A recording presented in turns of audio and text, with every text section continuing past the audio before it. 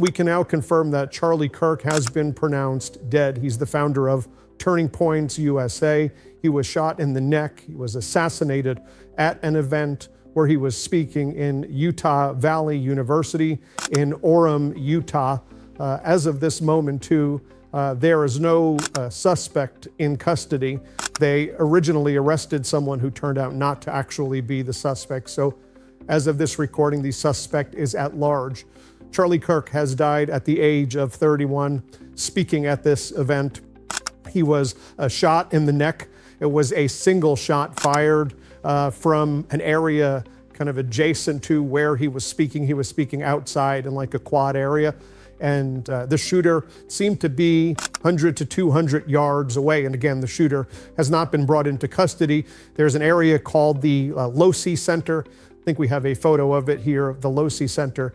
And it seemed to be the vantage point from the Losi Center downwards is where the shooting took place. I'm not going to play the video, of course, of the shooting. It's been spreading on social media, and it is absolutely horrific. I want to share some of the statements from certain people. And I do want to say, though, as someone who strongly disagrees with Charlie Kirk on just about everything, I want to make it very clear position that we condemn in the strongest possible terms political violence. This is not the way ever to resolve our differences. And even where it is someone like Charlie Kirk, who again, I disagree so much with, this is not the answer. Violence is not the answer. And my heart, our heart, go out to Charlie Kirk's family, his wife, his kids, his extended family, people who knew him. It's a tragic event indeed. I'll show you right here. This was immediately after the shooting. You can see people running through Utah Valley University. I'll show you this clip right here. Let's play it.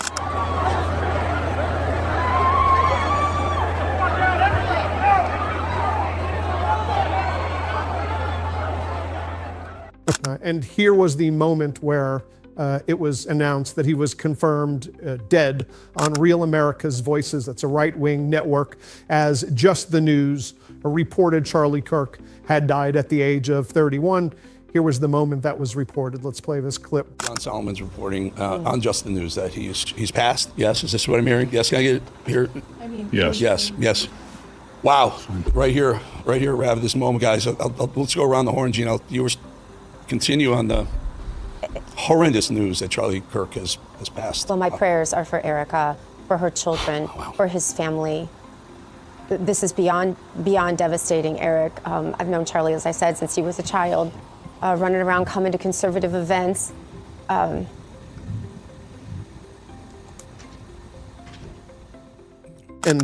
here he was being rushed to a waiting car by his private security team after being shot in the neck earlier in the day as he was rushed to the hospital. I'll play this clip for you as well. Do you know how many mass shooters there have been in America over the last 10 years? Counting or not counting gang violence? Great. And you have Glenn Beck, right-wing commentator. His daughter was actually in the tent area where Charlie Kirk was speaking. In this event, Charlie Kirk does, he asks people to, challenge him on ideas. And he was actually speaking about gun violence and things like that when this took place. You have Glenn Beck here. This was before Charlie Kirk was pronounced dead. Glenn Beck's daughter was at that tent area where you had the students kind of congregating around the tent where Charlie Kirk would speak, and students would come up and then they would, debate with him. Here's what Glenn Beck had to say. Let's play this clip. I just read your tweet to the audience.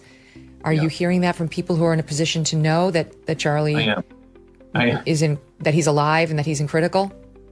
I am. Spoke to somebody in a position who knows, who said he has a pulse. So that's good news. Good news. I have to tell you, Nate, my daughter was at the tent. She's 19 years old. Oh, God. And she's on her way home now. We're getting statements in from a lot of people. Democratic Congressmember Ro Khanna says the following: the shooting of Charlie Kirk at a university is chilling and horrific. Political violence has no place in America. We all must reflect on how we can tone down the anger and hate that has poisoned our politics and be better citizens in a divided and aching nation. California Governor Gavin Newsom writes, the attack on Charlie Kirk is disgusting, vile, and reprehensible in the United States of America. We must reject political violence in every form. Congressmember Jamie Raskin says, condemning another absolutely disgraceful act of gun violence. My thoughts and prayers are with Charlie Kirk and his family in this terrible moment, and we are all grateful for first responders who immediately jumped into action. We must categorically reject all violence in our society. Utah's Governor Cox writes, I'm being briefed by law enforcement following the violence directed at Charlie Kirk during his visit to Utah Valley University today. We will continue to share updates. Those responsible will be held fully accountable. Violence has no place in our public life. Americans of every political persuasion must unite in condemning this act.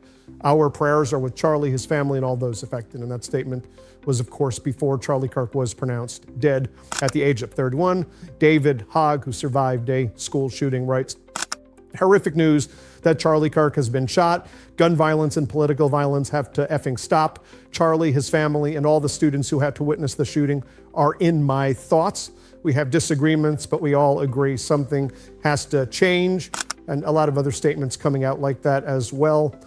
Should be noted that there was another school shooting taking place right around the same time as the shooting at Utah Valley University in Denver, Colorado.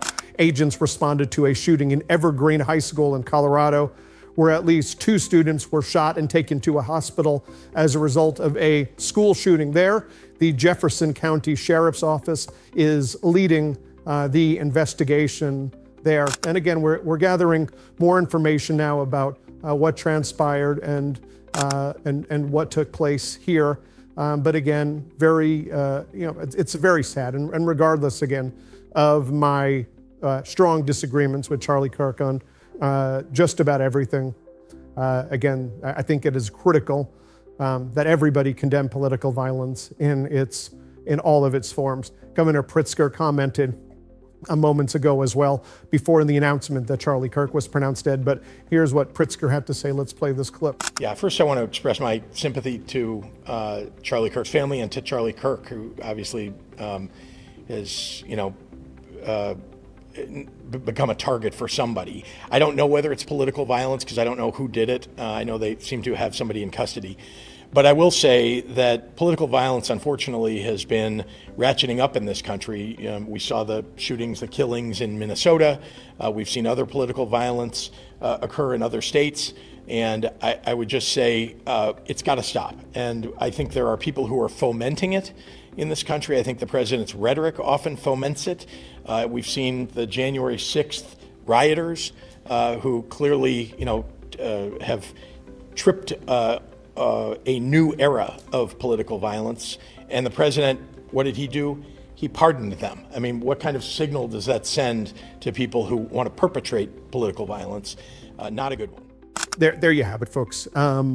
Single shot, suspect still on the loose as of this recording.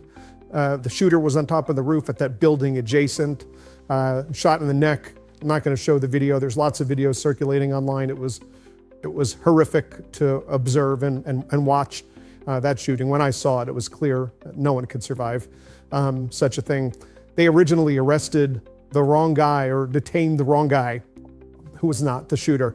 And we'll keep you posted as we learn more information about what could happen. We'll keep you posted here. Thanks for watching.